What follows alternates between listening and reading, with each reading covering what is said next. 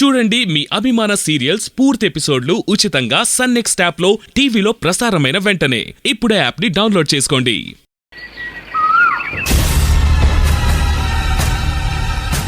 Sir, car రెడీగా ఉంది. అవునా? ఈ డ్రెస్ ఎలా ఉంది?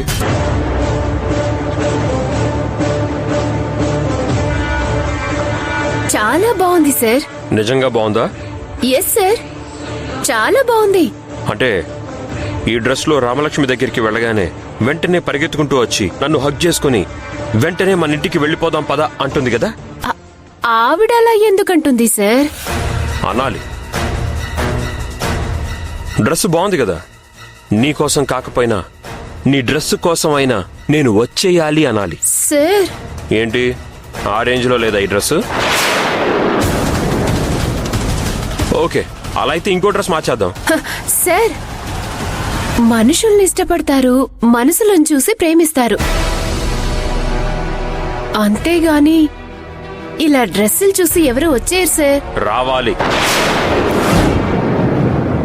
అలాంటి డ్రెస్ నువ్వు రెడీ చేయాలి కదా పిఏ.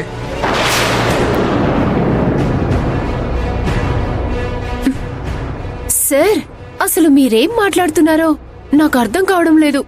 అర్థం కావడం లేదా? సరే, అర్థమయ్యేలా చెప్తాను.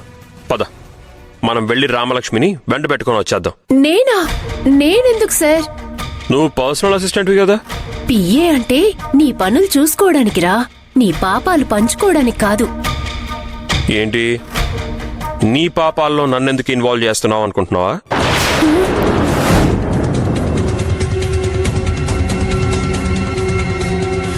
సార్, సార్, మీకన్నీ ఎలా తెలిసిపోతాయి సార్? ఈ టైంలో ఎవరైనా అదే ఆలోచిస్తారు. నువ్వు కూడా అదే ఆలోచించావు. చెప్పాను కదా, నేను ఎదుటి వాళ్ళ మైండ్ వాయిస్లు ఇట్టే చదువుతాను. పిచ్చోడ్లా కనిపిస్తున్నానా? నా ప్రవర్తన పిచ్చో, నాది పిచ్చి ప్రేమ నీకు అర్థం కావాలంటే నాతో పాటు ట్రావెల్ చేయాలి. వెళ్దాం పదా. సార్ సార్,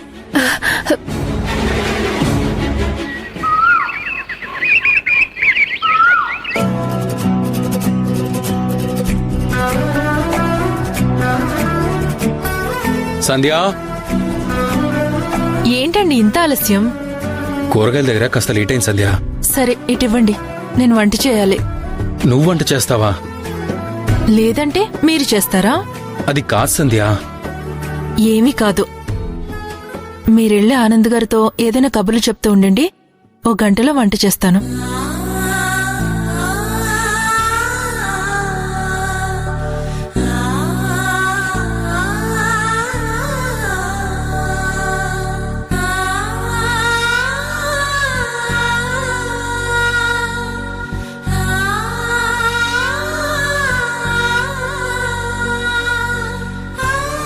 అమ్మా సంధ్య, నువ్వు వెళ్ళి రెస్ట్ తీసుకోమ్మా, నేను వంట చేస్తాను. వద్దమ్మా, నేనే వండేస్తాను. వద్దులేమ్మా, నేనున్నాను కదా, నేను చూసుకుంటాను. నీ పరిస్థితి. అమ్మా ప్లీజ్, నువ్వు పదే పదే నా ఆరోగ్యం గురించి మాట్లాడొద్దు. ఇంట్లో అందరికీ తెలిసిపోయి నా మీద జాలి చూపించడం మొదలు పెడతారు. అది కాదమ్మా, నిన్ను అలసిపోయేలా పనులు చెయ్యొద్దని డాక్టర్ చెప్పారు కదా. వాళ్లకేం అలానే చెప్తారు, కానీ నేనే పని చేయకుండా కూర్చుంటే బాగోదు. కావాలంటే నువ్వు వచ్చి నా పక్క నిలబడు చాలు. అది కాదు సంధ్య. సంధ్య, ఏంటమ్మా, వంట చేస్తున్నారా? నేను వండుతాను, మీరు వెళ్ళండి. అయ్యయ్యో, ఎందుకత్తయ్యా, నేను చూసుకుంటాను కదా. మీరు వెళ్ళి టీవీ చూడండి, రామలక్ష్మి అక్క కబుర్లు చెప్పండి. లేదమ్మా, ఏదో ఒక పని చేయకుండా అలా తినాలి అంటే ఎందుకో నా మనసు ఒప్పుకోవటం లేదు.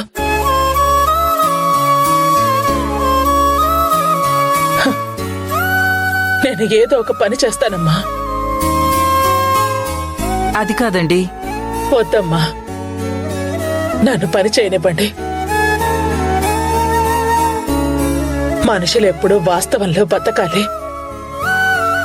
ఇంకా ఆ కాలంలోనే ఉండిపోతే ఎప్పటికీ మంచి చెడులు కూడా అర్థం కావు. నేనిప్పుడు కోటీశ్వరాలని కాదు,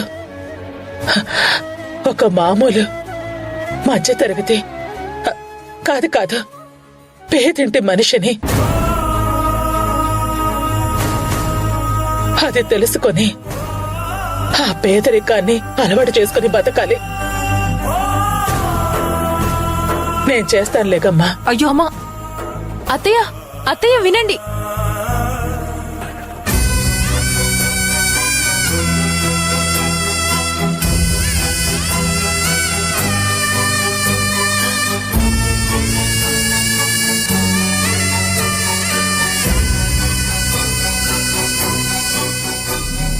ఏంటమ్మా ఇది? కాలం ఎందుకో వీళ్ళ జీవితాలతో ఆడుకుంటుంది. ఎలా బ్రతికిన మనిషి ఇప్పుడు ఎలా బ్రతుకుతుందో చూడు.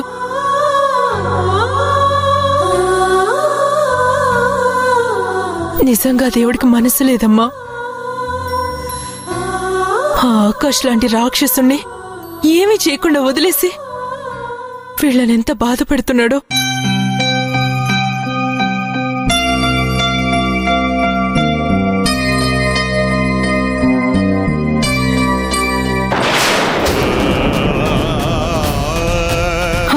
అమ్మ సంధ్య, బ్లడ్.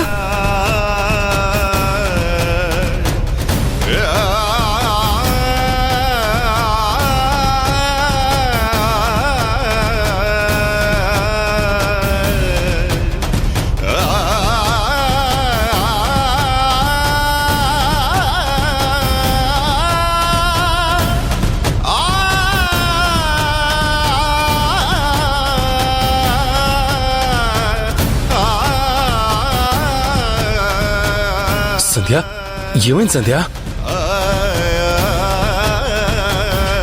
టాబ్లెట్ ఏమైనా వేసుకుంటావా? వద్దండి, టాబ్లెట్స్ పనిచేసే స్థాయి ఎప్పుడో దాటిపోయిందండి. ఏమండి, కాసేపు మీ ఒళ్ళో పడుకోవాలనుందండి. పడుకోనా? రా సంధ్య, రా రా, కూర్చో.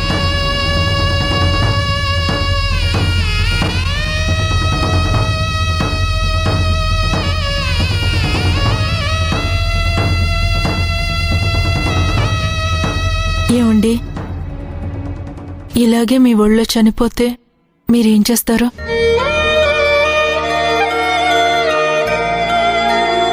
సంధ్య, పిచ్చి పిచ్చిగా మాట్లాడుకో. ఆ ఊహే మీరు భరించలేకపోతున్నారు. కానీ రేపు జరిగే వాస్తవం అదే కదండి. భయాన్ని పక్కన పెట్టి నిజాన్ని ఒప్పుకునే ధైర్యాన్ని అలవాటు చేసుకోవాలండి. ఈరోజు ఊరికే మీ ఒళ్ళో ఇలా పడుకున్నాను. రేపు ఊపిరిలేని నన్ను ఇలాగే మీ ఒళ్ళో పెట్టుకోవాల్సి వస్తుంది. సంధ్య, ప్లీజ్ సంధ్య. ఏమండి, రామలక్ష్మి అక్క వాళ్ళు అసలు చాలా కష్టాల్లో ఉన్నారు. వాళ్ళిక్కడున్నంతకాలం నా అనారోగ్యం గురించి మాత్రం వాళ్ళెవరికీ తెలియనీకండి.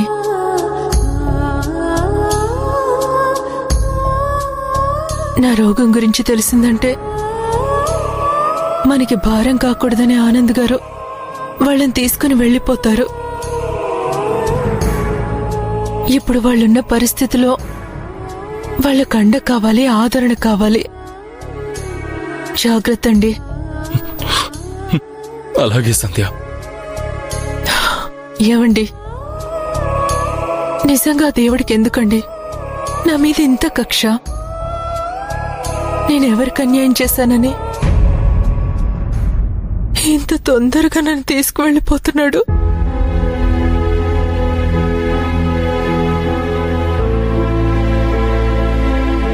మీలాంటి భర్త దొరికితే చాలు అని ఎన్నో పూజలు చేశాను. ఎంతో మంది దేవుళ్లకు మొక్కాను.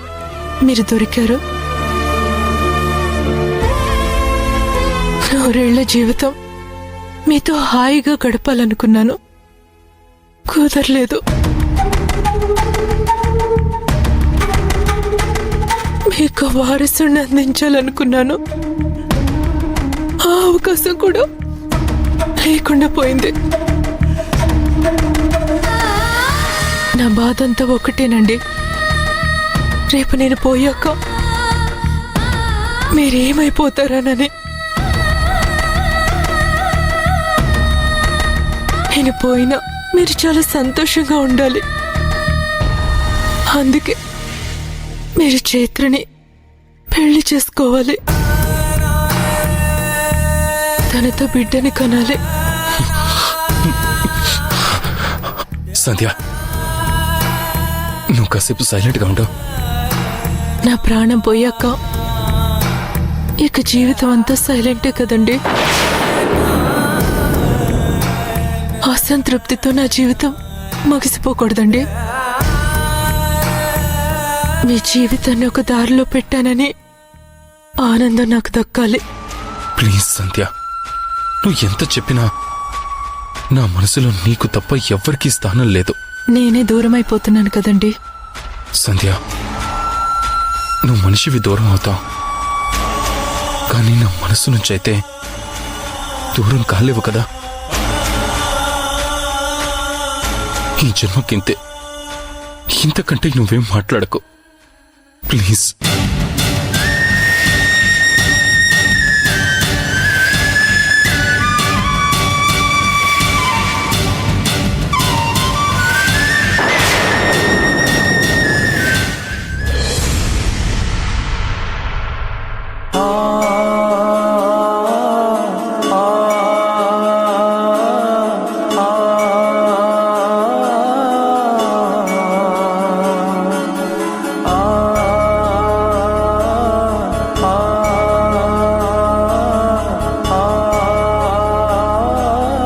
బాబు, ఒక్క నిమిషం మళ్ళీ చేస్తాను. చెప్పండి సార్. గాంధీనగర్కి వెళ్ళాలి, వస్తావా? వస్తాను. 500 రూపాయలు అయితే.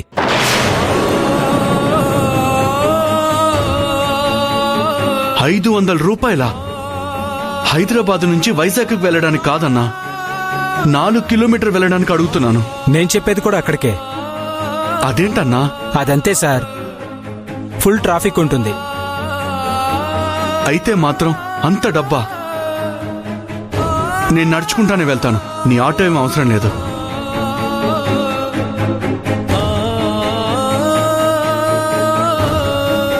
మరీ తమాషాగా ఉంది. 500 రూపాయలంట. 500 రూపాయలు ఏవైనా డబ్బులు చెట్లకు కాస్తున్నాయా?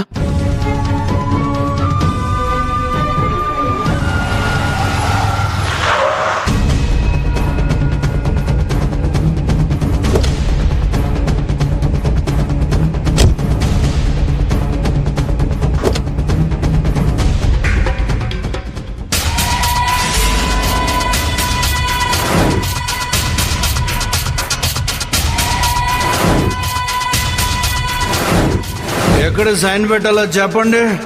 ఎక్కడ పెట్టాలి? ఇదిగోండి సార్. ఇదిగో ఈ పేపర్స్ మీద సంతకం చేయి.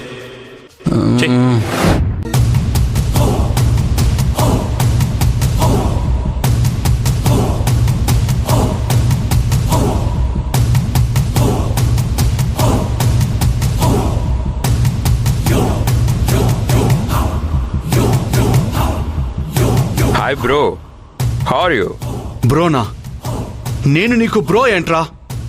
అదేంటి బ్రో అలా అంటావు? ఈ రోజు కాకపోతే రేపైనా నీ భార్య నా సొంతం అవుతుంది. అప్పుడైనా నువ్వు నాకు బ్రదర్వే అవుతావు కదా. రై, పిచ్చి పిచ్చిగా వాగితే ఇక్కడే నీ బట్టలు ఊడదీసి కొడతాను. ఆస్తులు పోయి రోడ్డున పడ్డావు కదా, పాపం ఆవేశంలో ఉన్నట్టున్నావు. నీ ఆవేశం నేను అర్థం చేసుకోగలనులే బ్రదర్. రై, ఇంకొకసారి బ్రదర్ అన్నావో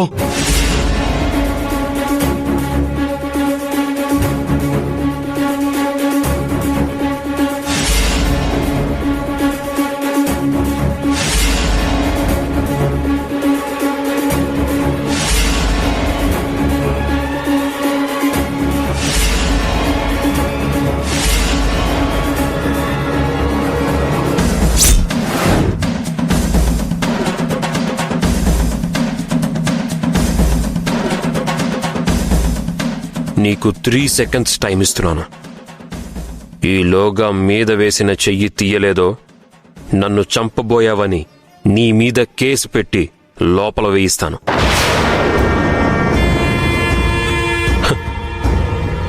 నిన్ను బయటికి తీసుకొచ్చే దిక్కు కూడా లేదు. నువ్వు లేకపోతే నీ భార్య ఒంటరైపోతుంది. అప్పుడు తనని నా దారికి తెచ్చుకోవడం ఇంకా ఈజీ అవుతుంది. ఏం చేస్తావు? 1 2 3 అది అలా ఉండాలి. ఆ మాత్రం భయం లేకపోతే ఎలా? నీ భయం నీ కళ్ళల్లో కనిపిస్తుంది.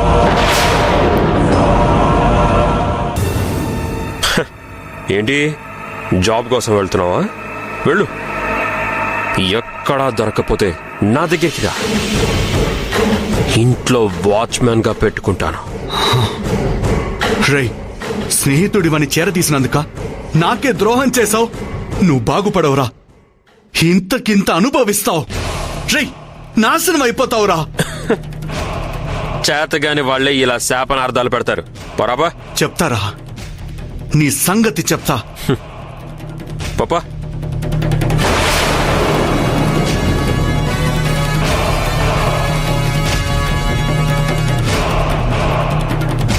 ఏయ్, వాడు నా షర్ట్ పట్టుకుంటే నువ్వు నవ్వుకున్నావు కదా? చచ్చా, అలాంటిదేం లేదు సార్. నవ్వుకొని ఉండుంటే పీక పిసికి చంపేసేవాడిని. పద వెళ్దాం. అలాగే సార్.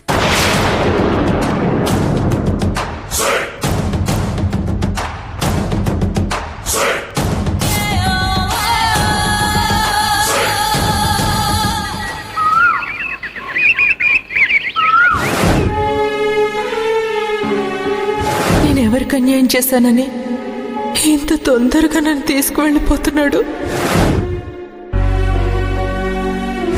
నా ప్రాణం పోయాక ఇక జీవితం అంతా సైలెంటే కదండి. మీరు చైత్రని పెళ్లి చేసుకోవాలి.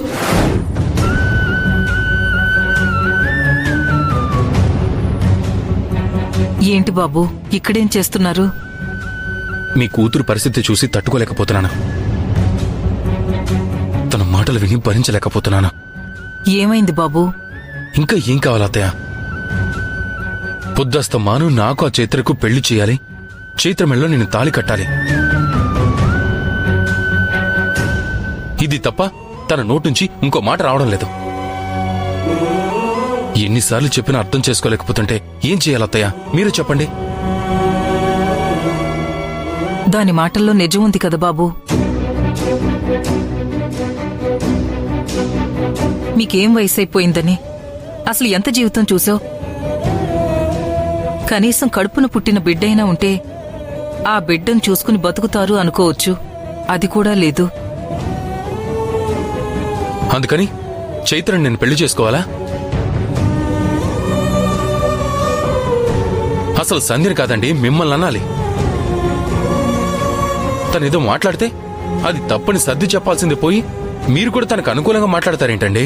అనుకూలంగా కాదు బాబు, న్యాయంగా మాట్లాడుతున్నాను. న్యాయం ఎటు ఉంటే అటే మాట్లాడుతున్నాను. ఏంటండి న్యాయం? చైత్రికి నాకు పెళ్లి చేయటం ఏ విధంగా అన్యాయం?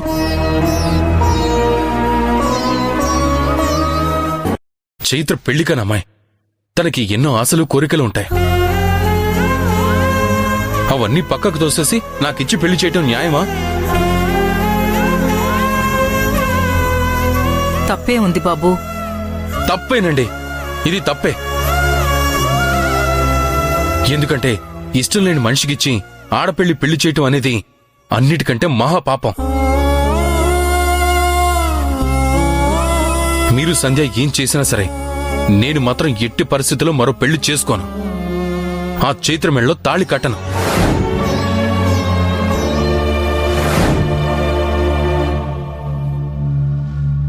ఈ విషయంలో దేవుడు చెప్పినా సరే నా నిర్ణయం మారదు.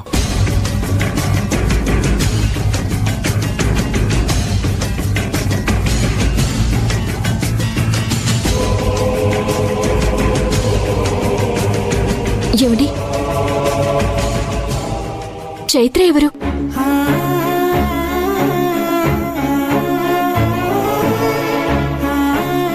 చెప్పండి, చైత్ర ఎవరు?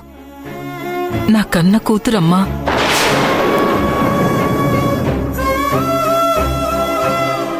మీ కూతురా? మీకు కూతురుందా? మరి ఎప్పుడు చెప్పలేదు? చెప్పే అవకాశం, చెప్పుకునే అర్హత రెండూ మాకు లేవమ్మా. అందుకని చెప్పుకోలేదు.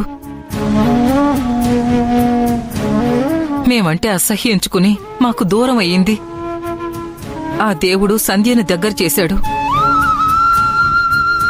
సంధ్య మనసులో చైత్ర మీద మంచి అభిప్రాయం ఏర్పడింది. తనైతే అల్లుడు గారిని బాగా చూసుకుంటుందని నమ్మకం. అందుకే వాళ్ళకి పెళ్లి చెయ్యాలనుకుంటుంది. కాని అల్లుడు గారు ఒప్పుకోవడం లేదు. నేనొకసారి చైత్రని చూడాలి, నాకు పరిచయం చేస్తారా? నాతో మాట్లాడదమ్మా. కనీసం చూపించండి చాలు. అలాగేనమ్మా.